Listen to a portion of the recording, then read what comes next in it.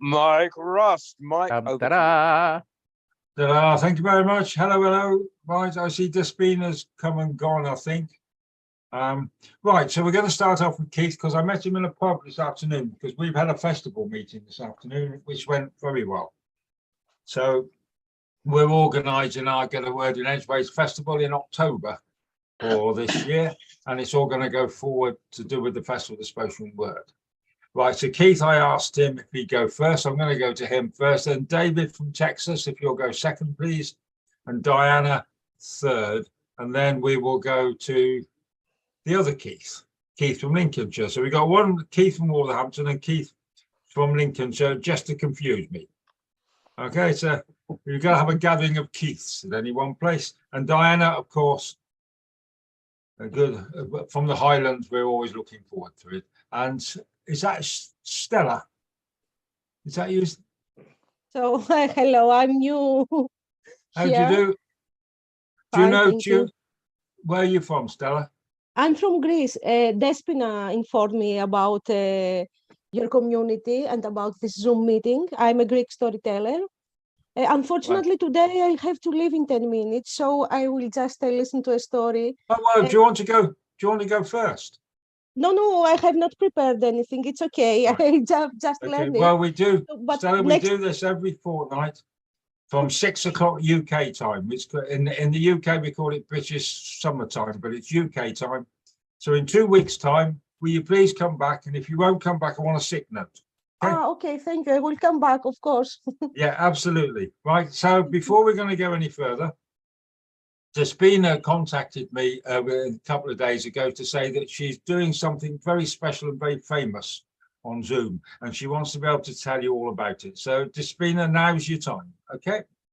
Thank you, Mike. I'd like to let my friends here know, those of you who haven't heard yet, that along with a historian friend of mine, a brilliant lady called Maria Papanikolaou, we're setting up a series of online workshops on the topic of Greek mythology. Of course, what else would it be?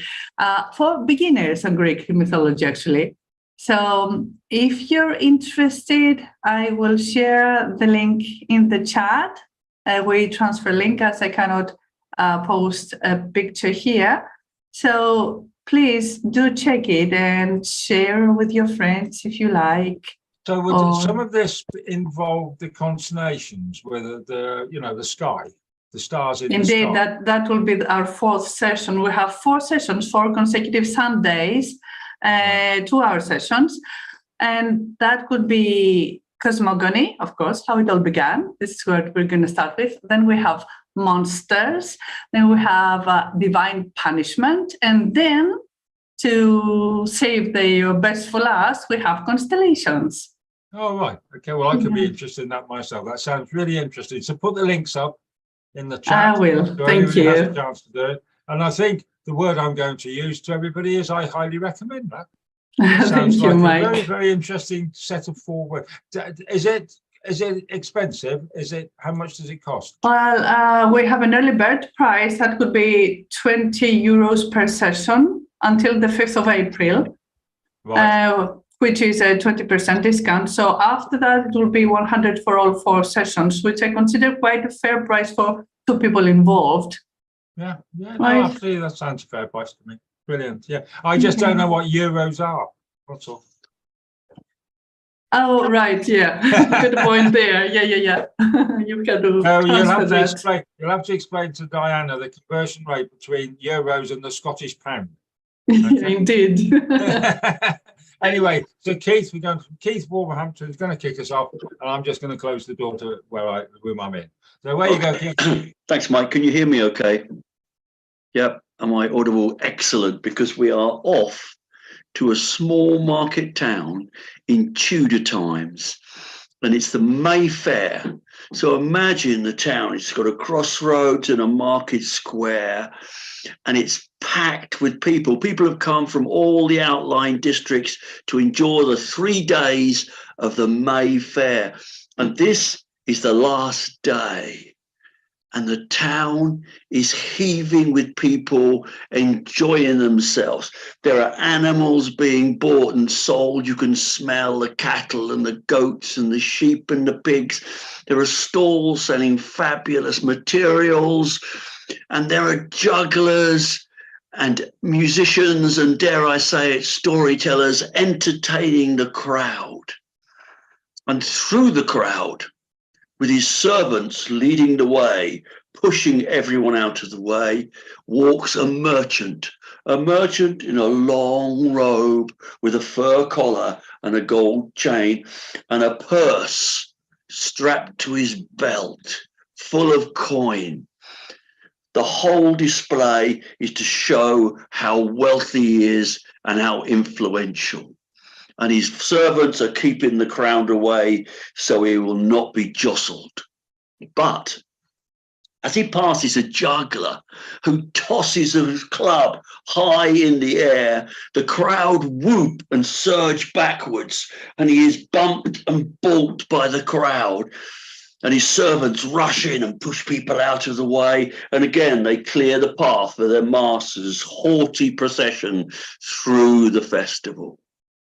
And the day goes on, but what he doesn't know is the purse attached to his belt has fallen to the side of the road and quickly to be covered by straw and dust, and no one notices it until a carpenter, a poor, honest man, is walking down the street and he treads on it, and it feels odd under his foot, and he bends down and he creaks away and there is a purse, and he takes it home and upends it on his kitchen table, and he and his wife make 10 piles of 10 silver coins, 100 silver coins.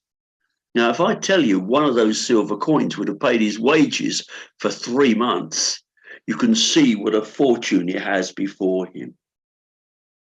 But he is an honest man, and he is worried that this purse belongs to somebody else, and he should not be keeping it. And soon he is relieved when he hears the merchant has sent out his servants into the square to call out, my master has lost his purse. Anyone retrieving it will receive a reward of 10 silver coins. And there's a hubbub around the town. 10 silver coins reward. But the carpenter makes his way straight to the huge stone building on the edge of the town where the merchant lives. And he is shown in to a huge room with a long table. And he immediately upends the purse and makes 10 piles of 10 silver coins, 100.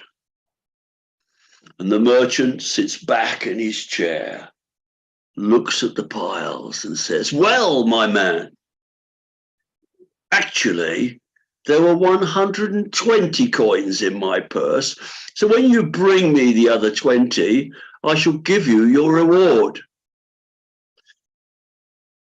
Now, the merchant is a timid man, not used to being in his company, but he's no fool either, and he does not want to be cheated. He knows what he found, and he knows his own honesty, and he sweeps the coins back into the purse and says, we must go to the mayor for his judgment, for there were 100 coins in his purse.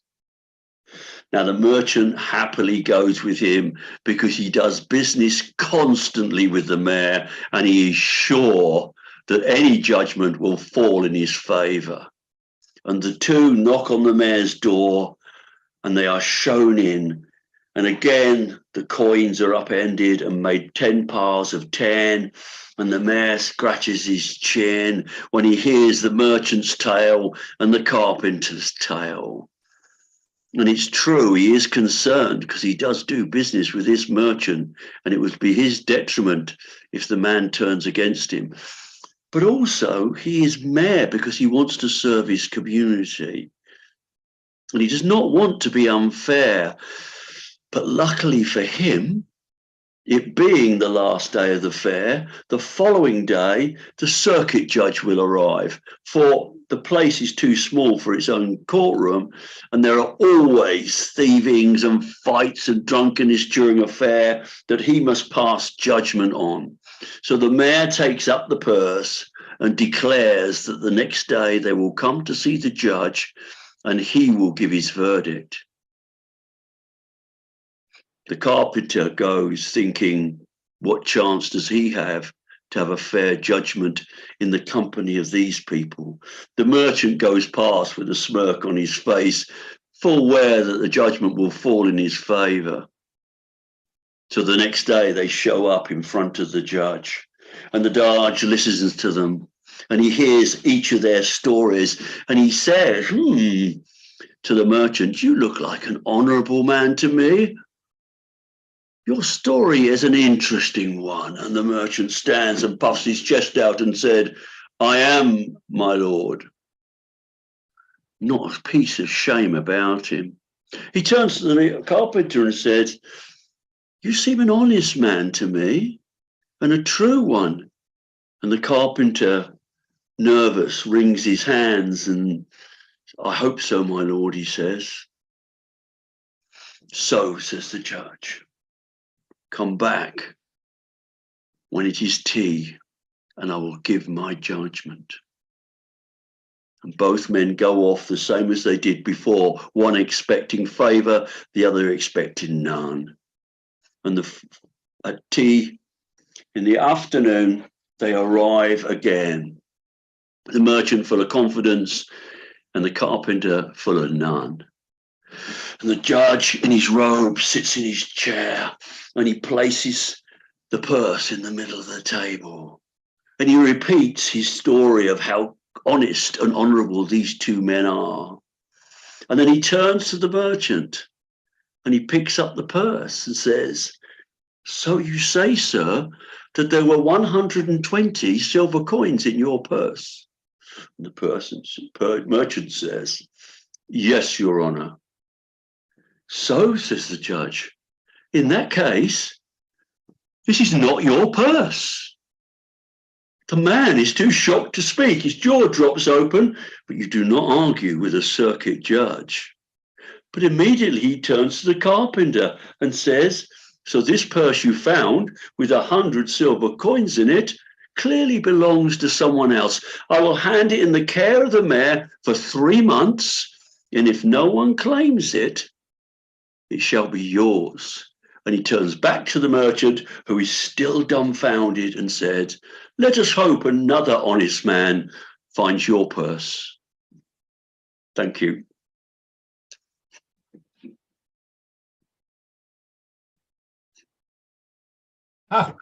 So just unmute myself. Well, thank you, Keith. That's lovely. Love that. Absolutely beautiful. Yeah, absolutely. Not your purse. Right, so we're going to go to David from Texas. Can you mute? Okay. Unmute? Yeah. There we go. We got it. No problem. Okay. Well, hi, I haven't been here in a while, and it's time for me to start coming back. So what I'm going to share with you today is an Appalachian story, because I am from the mountain range of the Appalachians, and it's a humorous story, and it's told in accent. So I hope you can understand everything. It's a comic story, but it has a strange hook at the end, and I hope you can catch it. The story I'm going to tell you is called Sitting Up with the Dead. Now, let me tell you, down here, we got this habit. It's called sitting up with the dead. And it's sort of like a wake, but it's usually 2 or 3 people. They just sit up all night with the body and things like that. Well, what happened was Mr. Marcel Dupuy, you know Marcel, he has those 3 sisters, Jolene, Aubergine, and Chlorine. They just loved him. But Marcel, he done dropped over. Just right there in front of everybody, he just dropped over dead. And the 3 sisters, Jolene, Aubergine, and Chlorine, went down to the undertaker and he said, we got to do something about this, but we have this whole thing about someone sitting up with the dead. And the undertaker went, okay, and who's going to do that? Well, Jolene, Aubergine, and Chlorine said, we'll be right back. They went over to their cousins, Clovis and Eugene, who were not quite the brightest bulb on the tree, if you know what I mean. Well, they told him, you got to go and you got to sit up with your cousin Marcel. Marcel's body's down at the undertaker's. So Clovis and Eugene said, okay, we'll do it. They walk on down to the undertaker's and they talk with him and said, we're going to sit up with the dead. Marcel's body. Where's Marcel's body? Well, the undertaker said, he's in the back room over yonder. Just go on, sit down. If you're going to be here all night, so there's going to be coffee. And if you want to get something out of the small refrigerator, go ahead and do so. So they were sitting up. We close up at 10. You're going to be locked up in here by yourself. Okay. They understood. No problem. 10 o'clock come. Undertaker said, see y'all in the morning. He went, locked the door, and went on off. So there they were, Clovis and Eugene, sitting there sitting with the body of Marcel Dupuy, their third cousin twice removed on the second aunt's fourth husband's side. So they were sitting there. Time passed and they had some coffee. They sort of munched on some little stale donuts from the refrigerator. Time passed, nothing much going on. And Clovis stood up and started walking around. He looked out the window, and what do you think he done saw? Across the street was a beer joint. It was one of those 24-hour beer joints. And he was thinking to himself, you know, a cold beer sure would taste good. So, hey, Eugene, what you want, Clovis? Eugene, I got this idea. I want a beer. I think you want a beer. So why don't you sit here with Marcel's body and I'll go across over to the beer joint and get us one and bring one back to you. Well, Eugene looked at him and said, you crazy as you look, boy. You think I'm going to sit here with this dead body? I don't know what's going to happen. No way, no how. No, don't even go there. So Clovis just sort of sighed and sat down. Time done passed. It went on and on and on. And Eugene got up and walked around. Now, Eugene looked out the window and saw the exact same thing, a beer joint right across the street, that 24-hour beer joint. And Eugene thought to himself, you know, that beer sure would taste good. Hey, Clovis, what you want, Eugene? Clovis, why don't you sit here with the body? I'll go across and I'll get us a beer and bring it back. And Clovis said, you crazy as you look, boy. No way. I am not doing it because I'll be here with a dead body and I don't know what's going to happen. Okay. So they sat there and an idea done come to them. Hey, Eugene, get on the other side of the body. I'll get on this side. Wrap his arms around your neck and we'll walk him on over. So there they was. Eugene on one side, Marcel's body in the middle, and Clovis on the other side. And they was walking across the street. And they would lift his legs every once in a while to make it look like he was walking, you know. They get there and they go into the beer joint. And you sit down at a booth sort of in the back so no one would really see them. And things was going okay. What do you think happened? What do you think happens? You know what happens at beer joints and balls and pubs and all that? There, a brawl started, a downright fight. Oh, there was chairs flying. There was bugs flying. There were people being knocked out and thrown through the windows. And all of a sudden they looked and they were hunkered down and Marcel's body sort of slid up and on the floor. And when he hit the floor, he also bumped into a man who was out there fighting. And that man turned and says, what you want? And he takes out a knife and stabs Marcel's corpse right there. It's right there. Clovis and Eugene went crazy. Clovis said, you done killed him. Oh, Marcel, you done, why did you have to kill my cousin? Oh, Marcel, you done killed him. And Eugene was just a wailing and a wailing. And here come the police. The police done come and they started arresting people, taking them out. One of them went over to the man who stabbed Marcel's corpse and he said, all right, why'd you do this? Why'd you stab him? You killed him. Why'd you do that? And the man turned around and says, well, officer, I had to. It was self-defense. He done pulled a knife. That's it.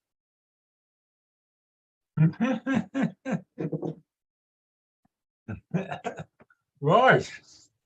I've never been to the Appalachian Mountains, so I'm looking forward to going, I think, at some point in my future.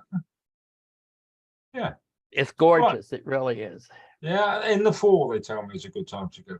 So now we're going to Keith from Lincolnshire. Then we go to Diana, and then we go to you, Despina. Okay.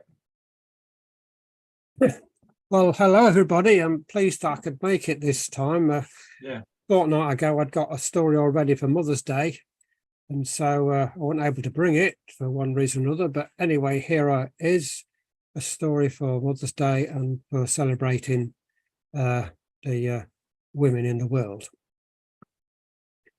It was at the time in Israel and Judah, the time of the judges, before the kings ruled.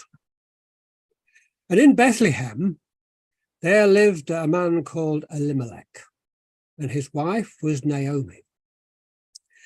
And they had two sons, Machlon and Chilion. And there was famine in the land, and so there was no harvest. And so Elimelech took his family all the way over to Moab. And there they lived for a little while, but unfortunately, Elimelech died, leaving Naomi with her two sons.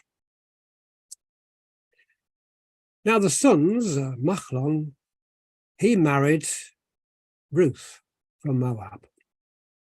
And Chilion, he married Oprah.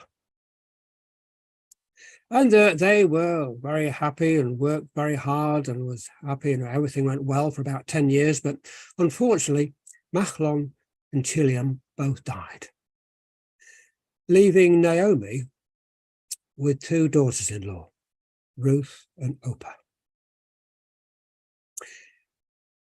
Now, Naomi heard that things were getting better in Bethlehem and Judah, that things, there was harvests and there was food again for everyone to eat. And so she decided to go back home.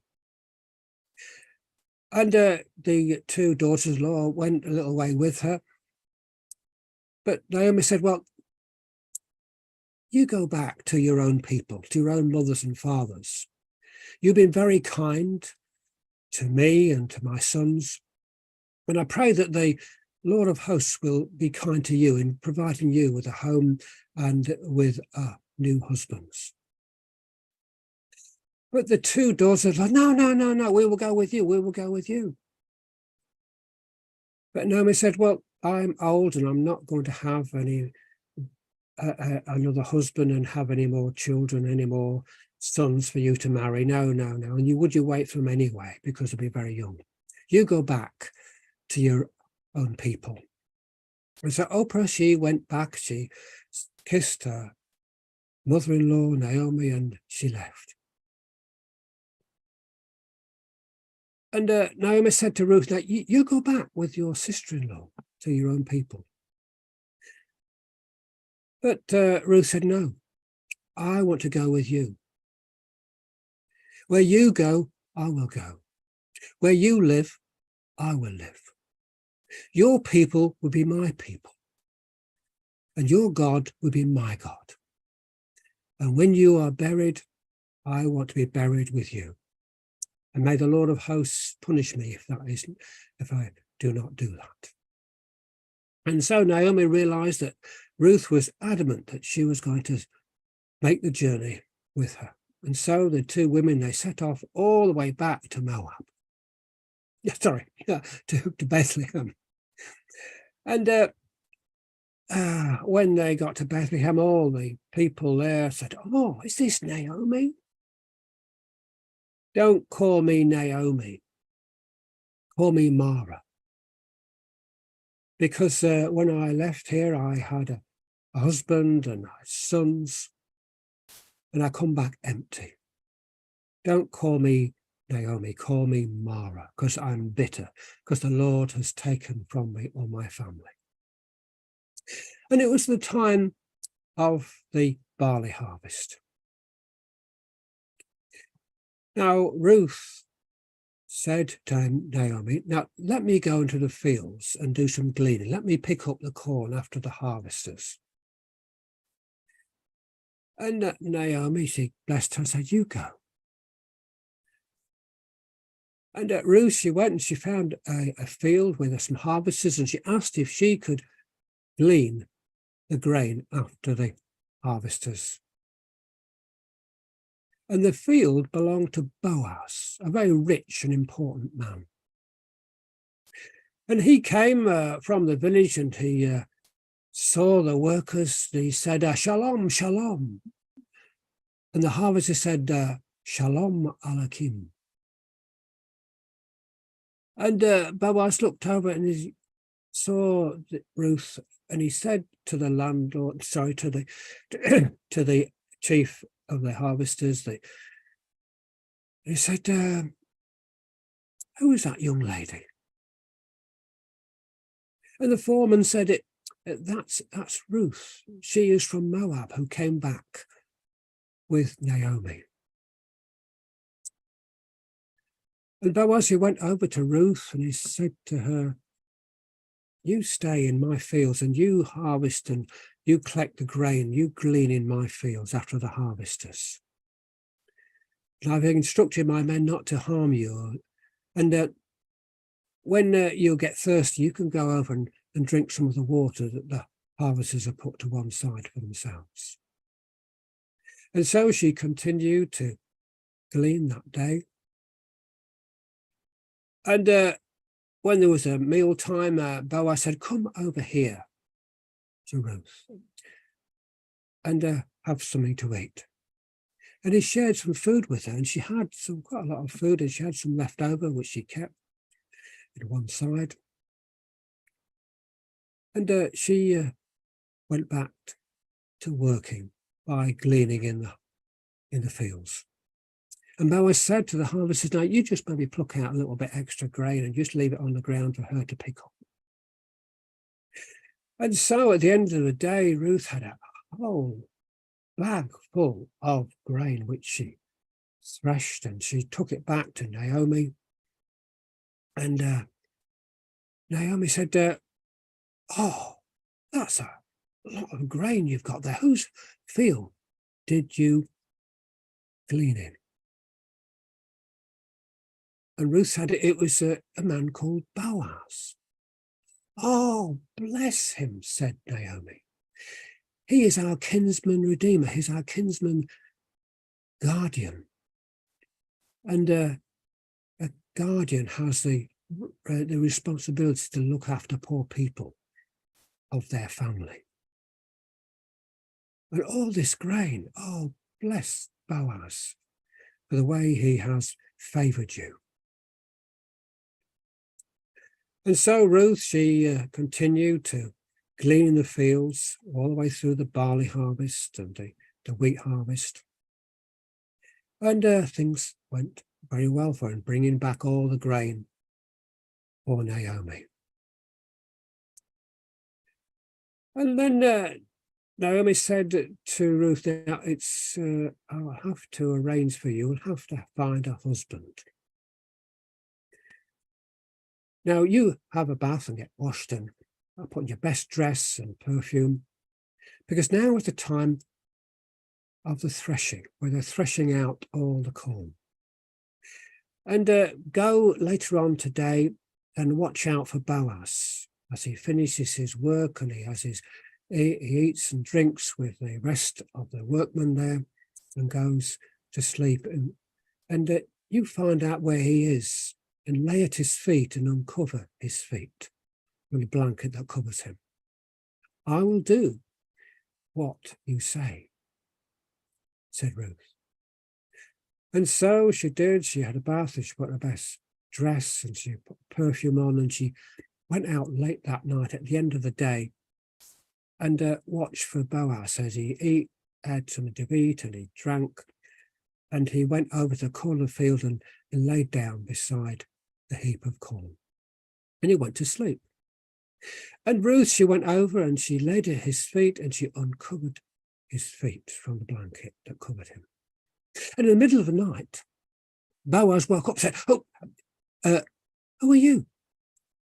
And Ruth said, I am your servant Ruth, and you are our kinsman guardian, that you can look after us, look after me as part of your family. And Boaz said, yes, well, I could possibly do that, but there is a kinsman that's closer relative to Elimelech and Naomi than I am. I will have to see about that.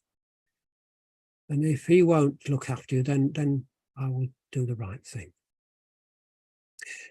And he said, now you sleep here tonight, but leave before the morning, because I don't want anybody to know that a woman has been sleeping in the fields this night. And before dawn, they woke, and Boaz said, open your cape. And Boaz gave her whole handfuls of grain, and he helped her put it on her back. And she went back to her house with Naomi. And Naomi said, well, how did it go? I said, well, here is the grain that Boaz has sent for you. And he said he'll do the right thing in looking after us as our kinsman redeemer. And sure enough, Boaz, the next day, he went to the gate where all the elders were gathered, sitting there. And who should come by but the kinsman, who was a closer relative to Elimelech and Naomi. And Boaz said, come over here and sit here. So that we have a responsibility to look after the poor in our family and to look after them and produce kinsmen that will follow on their line. Now, Naomi is selling her field. Would you like to buy the field and so that provide for Naomi? And if you don't want to, just let me know. And the kinsman said, yes, I will buy the field. I will buy the field, that's fine. But Boaz said, well, when you buy the field from Naomi, then you always will have to marry Ruth, the daughter-in-law of Naomi and the widow of Machlon. Oh, no, I can't do that, says the kinsman. No. If I do that, well, it'll put my own property in jeopardy, because my offspring won't be able to maybe have my own property. No, I can't do that. You buy the field. And so Boaz said, I will buy the field. And in that time, to just seal a deal, the seller or the provider would take off his sandal and give it to the buyer. And the kinsman, he took off his sandal and he gave it to Boaz to seal the deal. And Boaz said to all the 10 elders there in the court, now you are witnesses that I am buying the field from Naomi, and you'll take Ruth as my wife. We are witnesses, they all said. Yes, we are witnesses. And so, as time went on, Boaz and Ruth were married, and they're very happy together. And of course, they made love. And Ruth, she gave birth to a baby boy. And Naomi was so pleased and was able to look after the baby boy. And all the women said, oh, you are blessed, Naomi. Now you have a grandchild that will be able to look after you in your old age and carry on the line of Elimelech. And they named the baby boy Obed. And Obed, when he grew, he had his own family, and he had a son called Jesse. And Jesse, in his turn, he had a son called David. David, who killed the giant Goliath and became the great king of Israel. And that's the story of Ruth that's found in the Jewish scriptures, which we call the Old Testament. Yeah. Thank you very much, Keith. That's a lovely story for Easter. That really is. That's lovely. So now we go to the Highlands of Scotland, where, according to Stanley Robinson, all the women are beautiful. Every one of them at every time.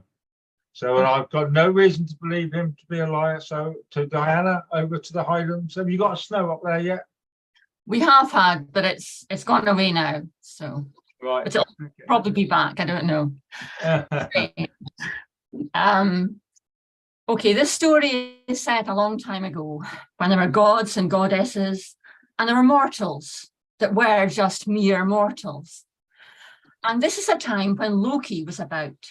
And Loki was a real trickster. You know, he was a god, he was the half-brother of Thor, but he didn't always seem to have the best judgment. And he often did things on impulse. And when he'd been eyeing up Sif's golden hair for a long, long time, and he couldn't get over just how beautiful it was, it went right down to her feet, and hair at that time always symbolized power. And so Loki decided that he would creep into her room at night and he would cut it. Well, I don't know if it's that easy actually cutting someone's hair off when they're asleep, because you think they might waken up. But he was very, very careful. And he went away with the tresses and he marveled at them. But unsurprisingly, there was a great clamour in Sif's room. She made such a fuss when she woke up. She wasn't used to having short hair, and she just felt she wasn't the same person at all. All her confidence seemed to have gone. And when Thor found out, well, that was it. Thor and Loki, well, Loki was down on his knees. And he was praying that and hoping that his brother would find it in his heart somewhere to let him off. And what he said was, Loki did, he said he would go and he would find even more beautiful hair. Well, Thor thought about it for a wee while, and he thought, okay, this is your chance. Go and prove that you can actually do this without messing up.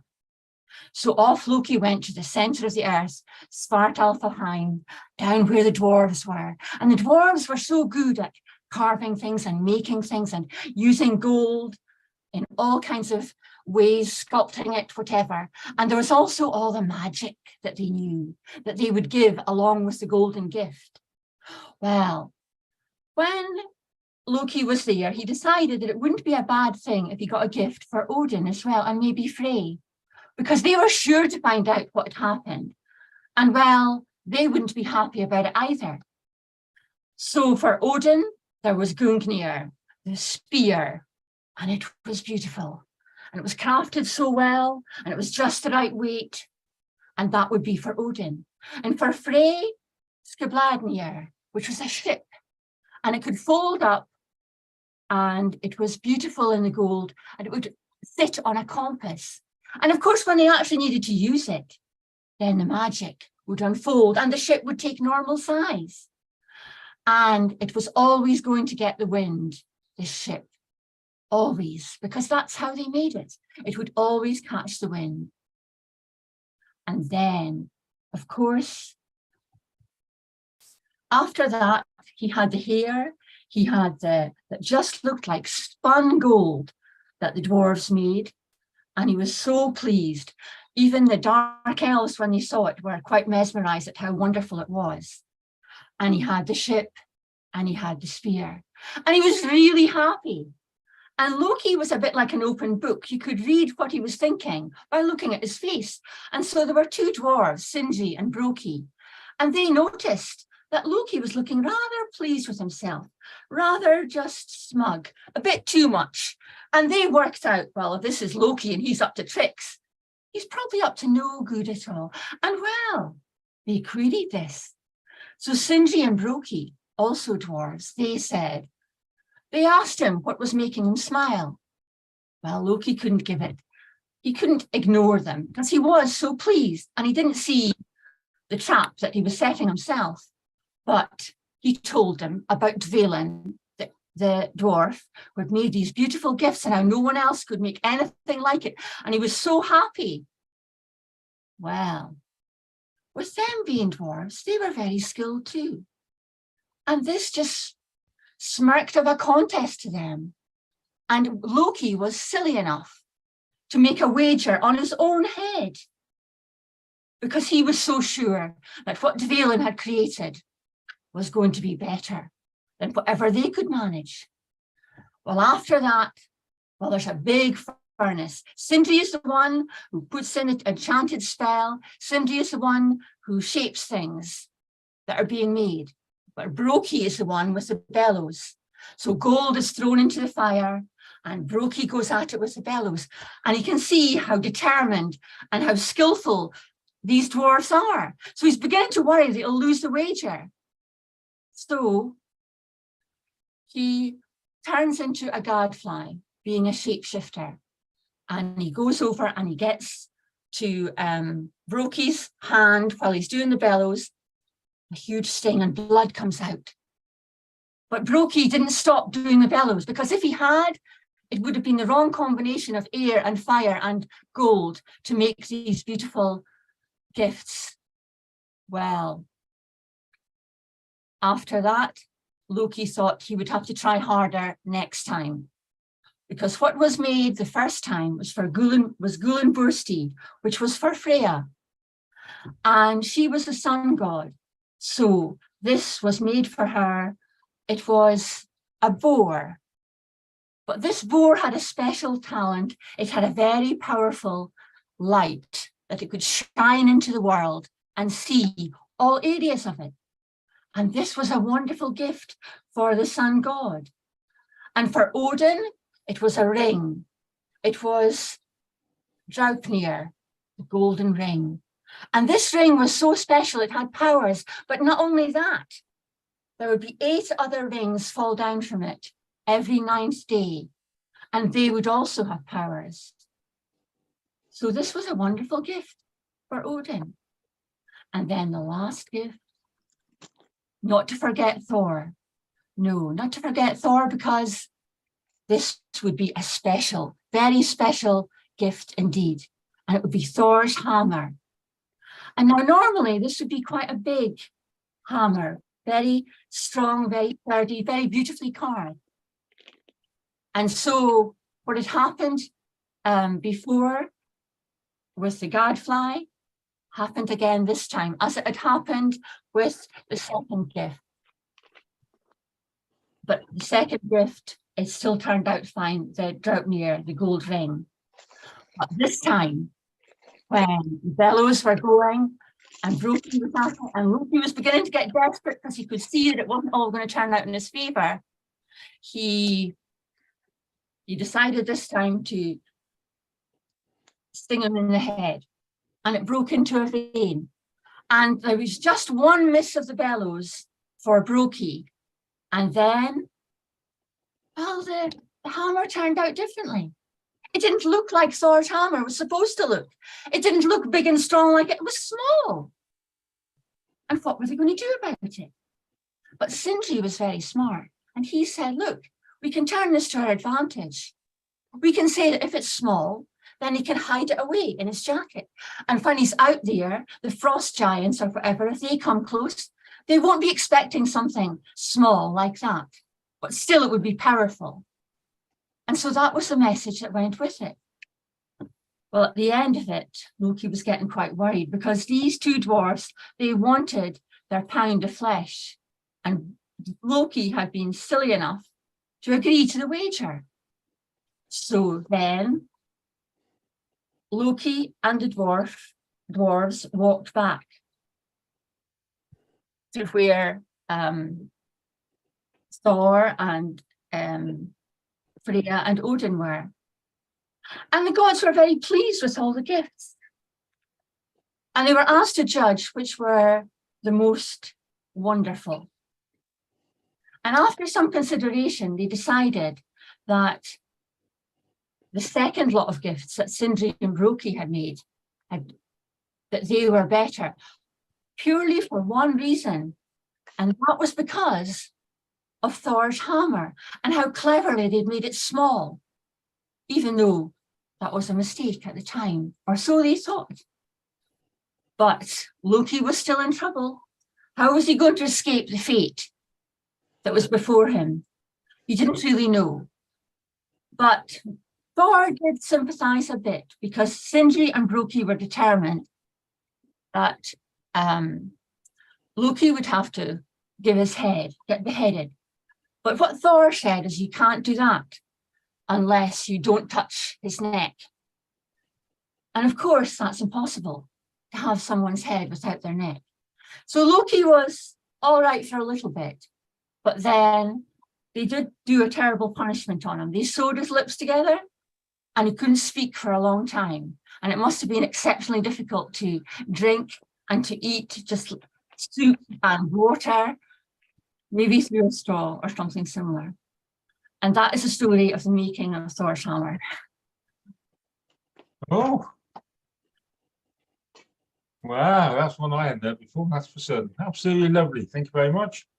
Right, so I'm going to go to Despina. And then Norman, are you telling a story tonight or are you just listening, my friend?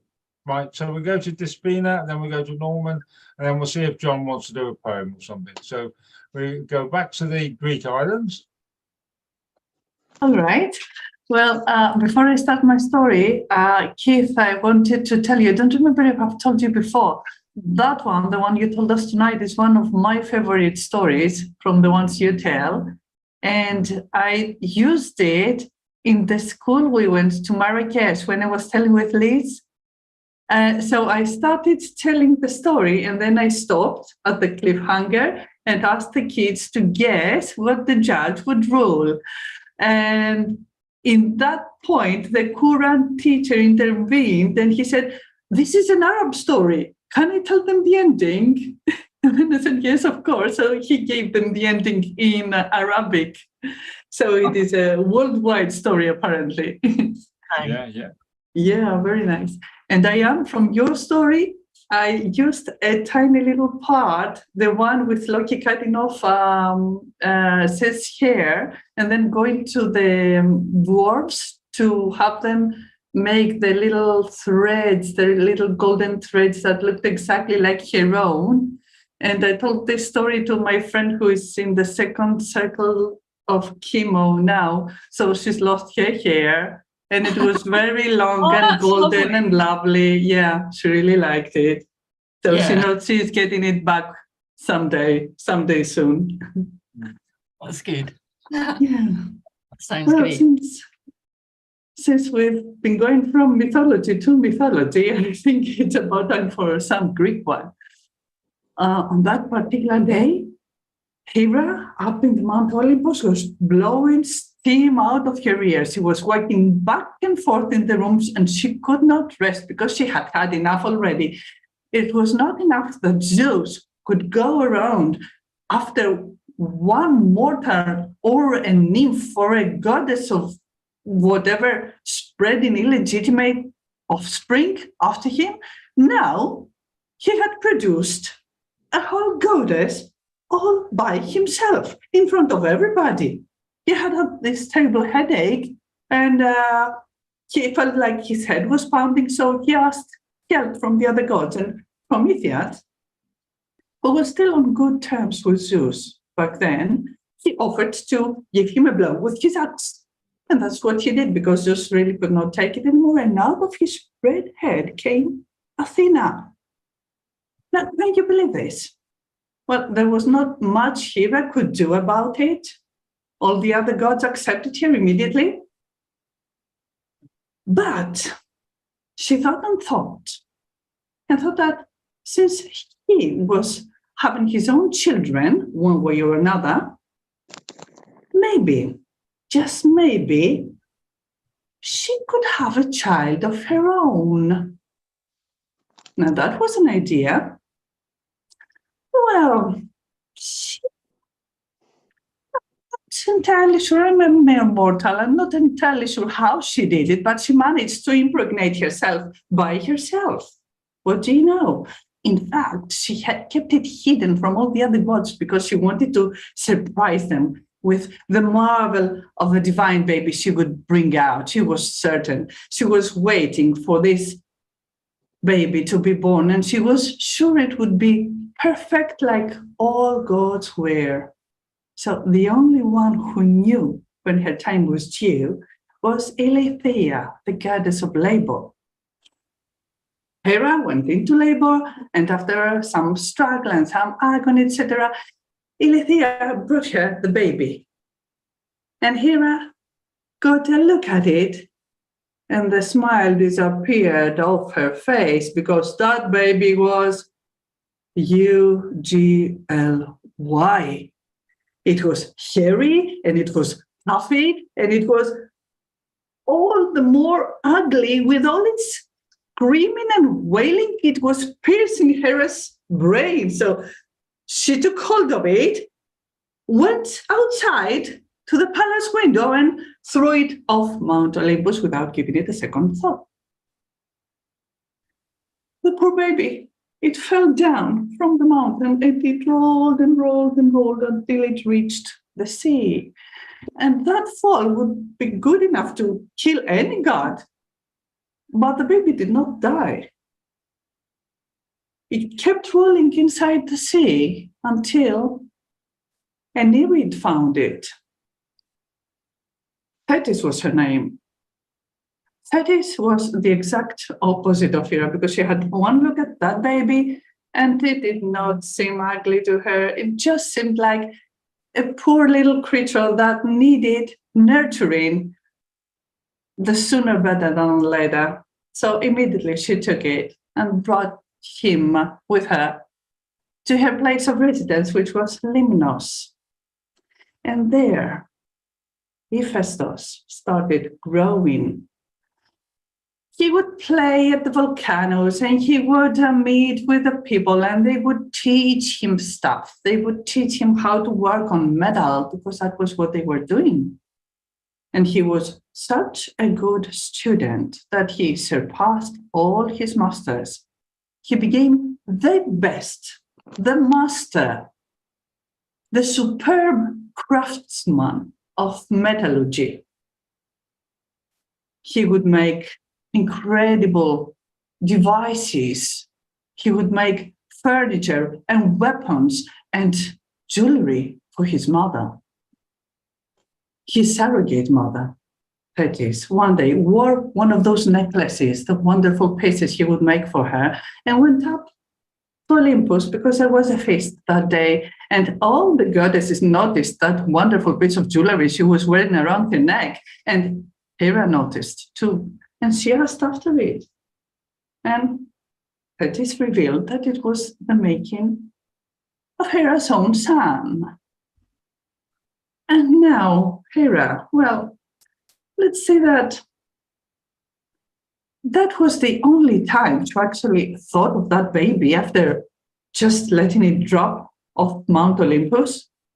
But that piece of jewelry, that was a feast for the eyes. And she started thinking, and she told Thetis that maybe that son of hers, maybe she should give him a second chance.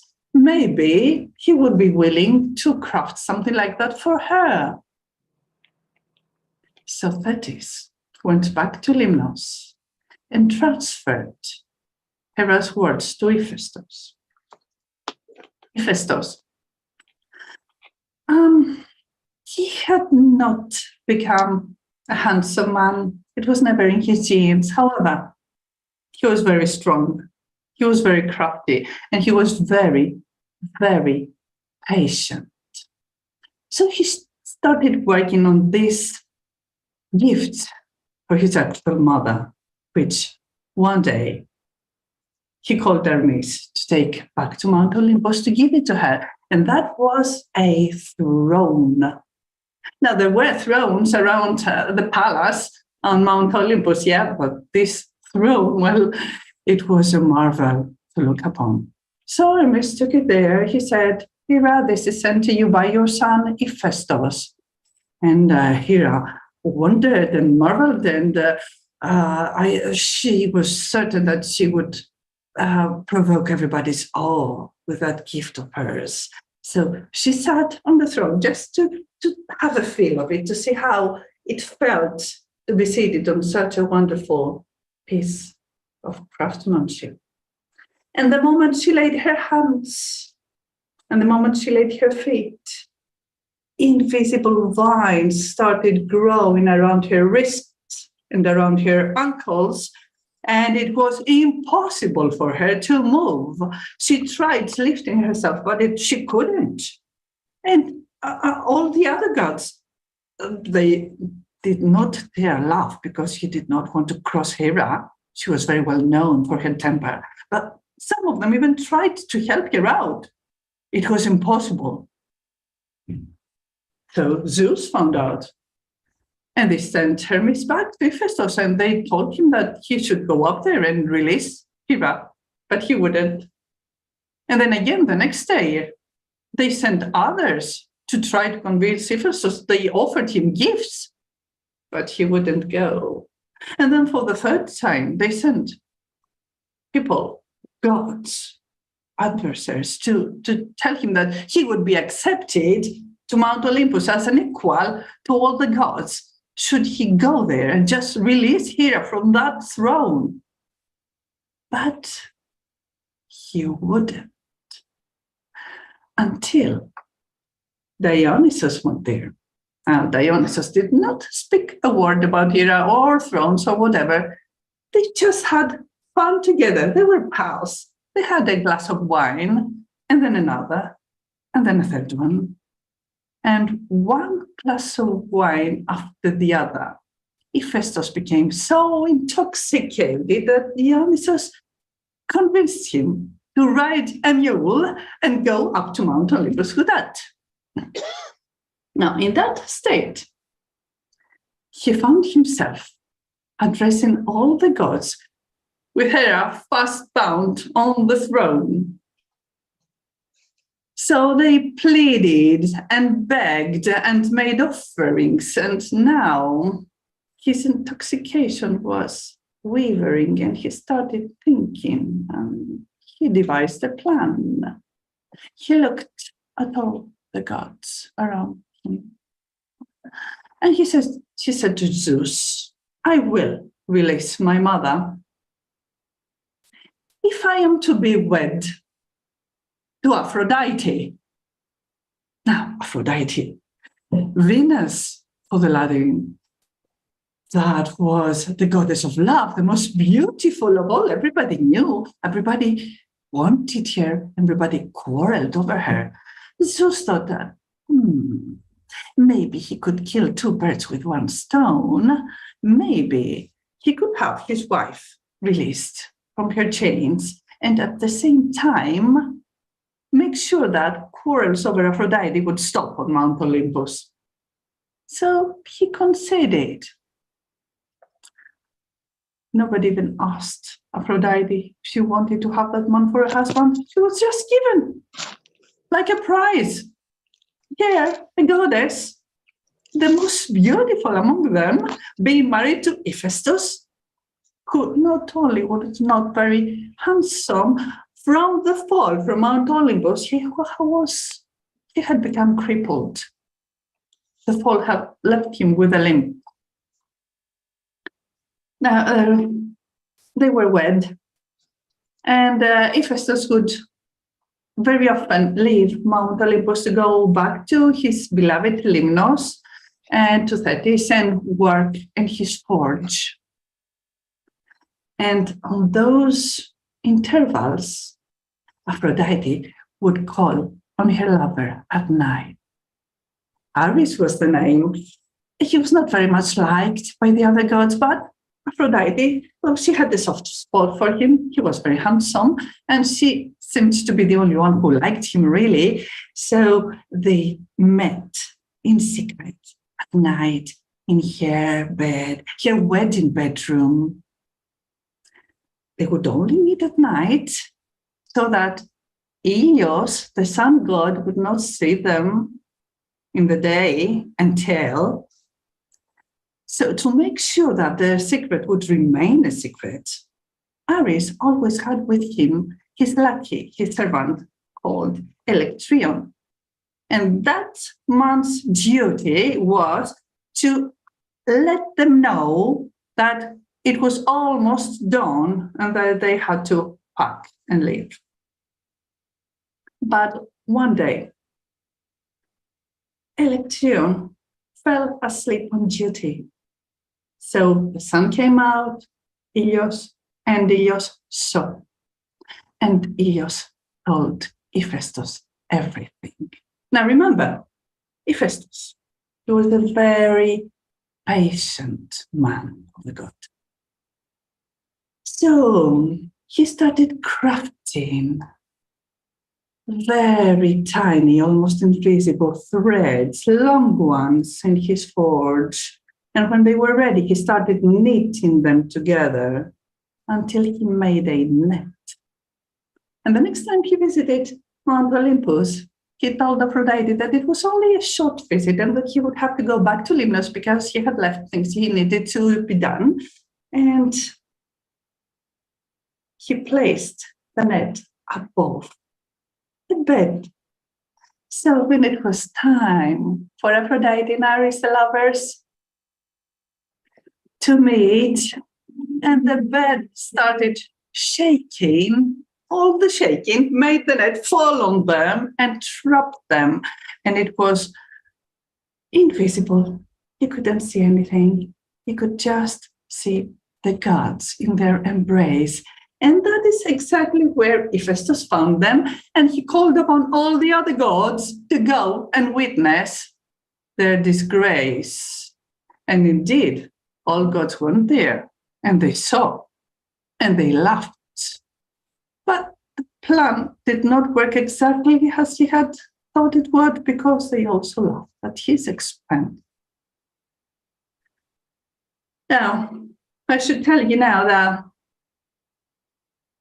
they were released, and that Electrion, the guy, the servant who did not wake up his master as he was supposed to, well, Ares just made sure that he would always remember and tell that the sun was coming out, because he was transformed into the first cockerel ever. And this is how we have cockerels. As for Aphrodite and Hephaestus, well, they went their separate ways. Let us call it the first divorce, because sometimes in order for people to live happily ever after, this is exactly what needs to be done. Thank you. Oh, thank you, Despina. That was lovely. It really, really was. I enjoyed every moment of that. Now, I have two people that are here listening, but I can't see them because they haven't got the videos or their sounds on. One is a Maria Papa, and the other is a Hans Georgs Hubban, something like that. Now, if you can hear me and you want to do something, you need to message me and come back. And I know that Mike and Lucy are listening as well, but I know that they normally don't want to do something. All right. Okay, Mike, so that's fine. Okay, so if you fellas know, so Hans Georg Hubban and Maria Papa, if you want to do something, please get in touch with me one way or another. I'm going to go over to Norman Perrin, who's from Canada, and then to John Rowe, who's going to do a couple of poems. But just before you do yours, Norman, I don't know if you know this, Keith and Despina, but once there was a sailor. He wasn't an ordinary sailor, he was an officer. And he fell in love and he got married and he bought himself a little house and she fell pregnant. And they were absolutely delighted, but it was time for him to go back to sea. So he said to his wife, put a fence around the garden, so when the little baby starts toddling around, it will be safe in an enclosed place. The boundary is 40 yards. It should be £1 a yard. Go and have the fence made. Well, he went off to sea and the workmen came in and they measured it up and it was exactly 40 yards. And they put the fence up and they turned round to her and they said, that'd be £80. And she said, I thought you said it was £1 a yard and it's 40 yards. Yes, it's £1 a yard for one side, but it's £1 a yard for the other side. And so 2 40s make 80. So you need to pay us £80.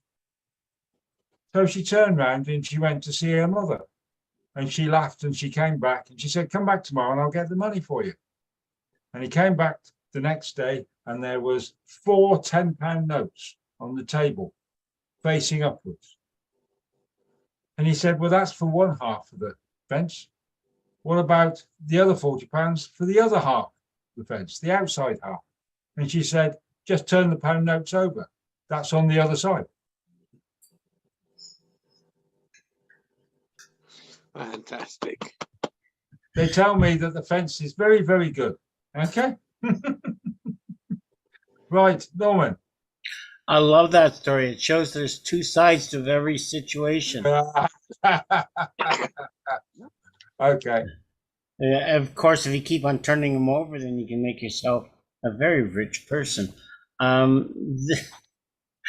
This is a story that I composed many years ago. I haven't told it for a long time, but I was inspired by Keith's story, and when it mentioned gleaning. So I thought I'd trot this out. It's a story without a lot of ornament, so it's very short. And it starts in the country of Poland, and there's a young woman who became an orphan, and she was taken in by another family.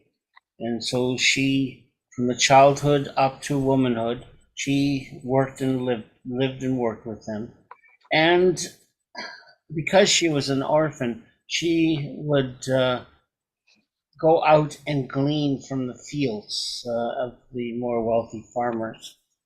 And in this meantime, also, she become one farmer had a son, and they met when they were both children, and they became friends. But the farmer frowned upon his son becoming friends with a poor orphan. But nothing he never said it forbid them to be together. So they became friends, and then as time went on, more developed until at last they fell in love. And as a young man and young woman, and very proper, they wanted to marry, but the father refused to sanction the marriage. And what could you do? What could you do? And she went back to her to home one day, and she was crying because, you see, she loved that man and she would love no other.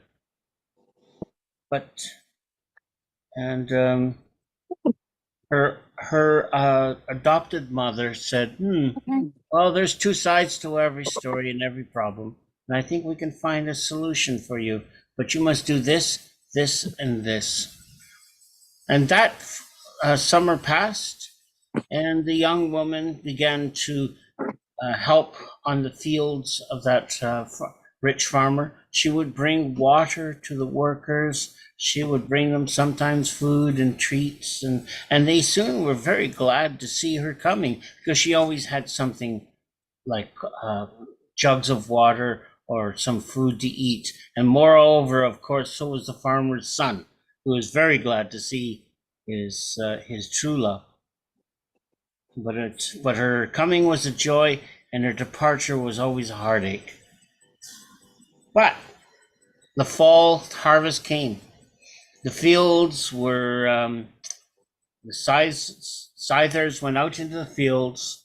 They began to cut the long grain, and the grain went into the threshing barn. And what was left behind, why, the poor people went and gleaned in those fields. For the rule was, whatever was left behind to be gleaned by those who did not have farms or fields or families of their own. And one day, a hot day of harvest, the young orphan girl, she went out with a jug and some food, but this time, instead of cool water, she brought cool, sweet wine. And they were very glad of that. They ate the food, they drank the wine, and they went back to work with merry hearts. And then she came back with a little bit more wine. And so throughout the day, she brought food and wine for the workers, and the farmer's son Well, he drank the most. And at the end of a long, hard day of dusty work in the field, while the workers went back to the barn, but the farmer's son, he decided to rest for a moment, and he fell asleep. And he was sleeping there as the gleaners went into the field to pick up the stalks that still had bits of grain on it. And that's when the young daughter, the orphan girl, she went out and instead of gleaning, picking up stalks of grain, she picked up the farmer's son and walked off with him. And she walked and walked until she came to the rabbi, and she knocked at the door. The rabbi said, what can I do for you? She says, I wish to marry this man. What? She says, yes, I gleaned them from the field, so he's mine. And it's mine, I know what to do with. I wish to marry. And the rabbi thought, and there was nothing in the books, nothing in the law that said she was wrong. And he laughed, and he laughed, and he laughed. And so he said, put down your burden, and we will talk to the young man's father. And the rabbi went to the rich farmer and explained the things about life. And the farmer listened, because this was the rabbi. And the rabbi said, a heart is as resourceful as this young woman will make a good daughter-in-law for you. And I bless this marriage. And of course they were married in the brightness of time. And they lived happily and joyfully together. And all who came to the door, none went away hungry, none went away thirsty. And I came to that door and I was fed. I got cool water to drink, and I came away with this story. Wow. Thank you, Norman. That was lovely. Right, so we're going to go to John, who's going to do a couple of poems. I've just spotted a Momo Hyde. Is that how you pronounce your? Oh, No, it's a double S. It's Momo Heiss. It's like Momo Heiss. Good evening, Momo. How are you? hot in English. Heiss is hot in German. So Momo hot. Momo hot. Right. Okay. So John's going to do a few poems. Are you listening, or do you want to tell a story? Are you? Today I'm listening because my brain is still a little bit from I was getting this C thing, you know. Right. Okay. Well, you're very welcome to be here, and we'll be here in a fortnight's time at 6 o'clock. It's British Summer Time is its full name, but UK time is a probably better way of doing it. I look forward to meeting you in 2 weeks' time after Easter. Yeah, I would love to. Yes. Yeah. Right, John, what you got for us, mate? Well, I've been working on some stuff in some old newer notebooks, but just taken them, and I'm just going to do a couple that I've never read out loud before. Throwaway. It's a throwaway line in a throwaway book. It's a throwaway smile. It's a throwaway look. It's a throwaway cotton. It's a throwaway plate. It's a throwaway country. It's a throwaway state. It's a throwaway bike. It's a throwaway car. It's a throwaway sun. It's a throwaway star. It's a supernova happening before our eyes. It's the apocalypse with sci-fi skies, with fire and ice and acid rain. There's all to lose and out to gain. I saw that early on the internet. Wow, yes, that's lovely. Yeah, I've been putting them up because which is an incentive to get them to do a bit of editing, and this is a bit more Suffolk. This one. Go on then. Right. Do you make haste slowly? My dad used to say that when visiting his Suffolk childhood and his mind. I should have taken his advice. All my life, it's been 2 steps forward and 1 step back. There were times when progress seemed inevitable, when existence picked up a momentum all of its own. Then came the walking through treacle, slipping backwards with every hard fought step. A steady pace would have been less stressful. They knew that in Suffolk back in the first half of the 20th century. It would be easy to get romantic notions about such times if it wasn't for the Great Depression and 2 world wars. That'll Thank do you, me John. for tonight. Okay. Right, so I'm going to call it for tonight. Now, I just want to remind everybody that Despina's doing 4 workshops. They're 2 hours each, and they're 80 euros at the moment, but 100 euros a bit later on. So if you want a ticket, get one there. What have we got the dates and things, Despina? Have you got those? Have you put them up? I have put a link in the chat. I think that everything must be in there so that people can get if they Right. want. Is everybody, can you come and do just one, or have you got to sign up for 4? Well, it's a series because people will get a little homework from one to the next. So Right, okay. Yeah, ideally, it will be all 4. No, so you've got to do all 4, and they're 100 euros. But you get them for 80 euros if you sign up immediately before next Thursday, is it? And I highly recommend that. I think that would be if I can do that, I'm going to do that. But my Wonderful. life's just got really busy at the moment up this end. So, right, we're going to call it. Well done. I've had a lovely evening again. Right, and I'll just say what's coming up then. And John's going to hand it back to John, and away we go.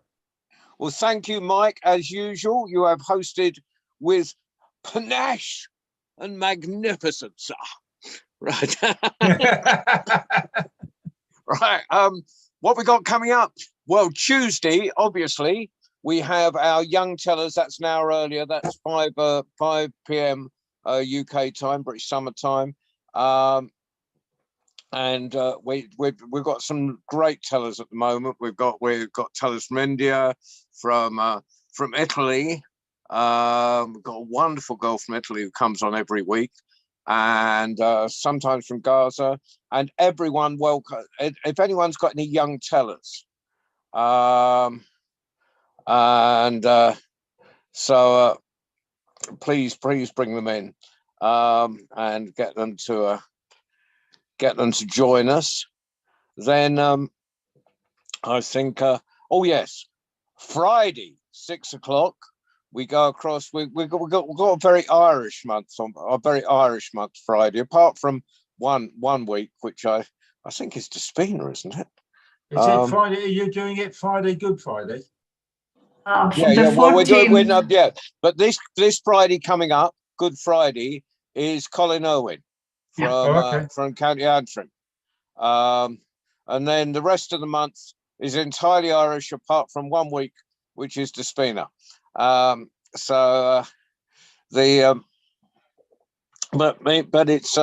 But just keep looking on the schedule. Go to worldstorytellingcafe.com and look on the schedule, and all will be revealed. And of course, we will see you here in 2 weeks' time, everyone. Thank you all for joining us.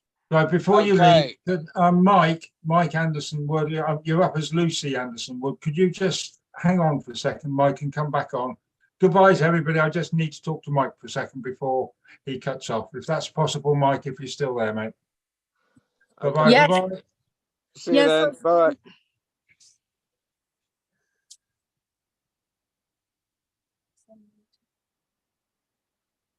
No, Mike, don't have this conversation here, Mike. I think I know the conversation you're going to have, because this will all go up on. It's public. I'll call you, Mike. Right. Okay. Okay. I'll call you. See you then. Mate. Bye.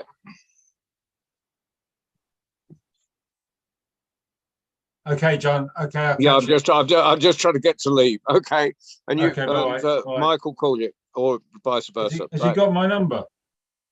Have you got a number for him? Or you might do it. He might do it on Facebook Messenger.